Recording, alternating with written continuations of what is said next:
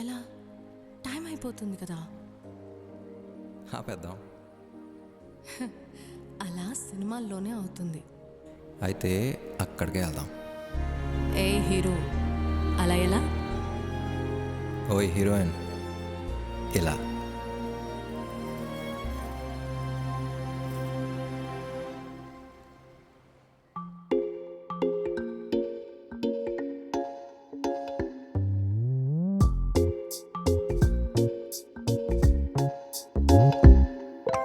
రంగు రంగు తారలన్నీ తొంగి తొంగి ఒక్కసారి చూస్తున్నా ఏంటిలా? పైన లేని వెన్నెలంతా నేల మీదకొచ్చినట్టు నువ్వుంటే చూడవా?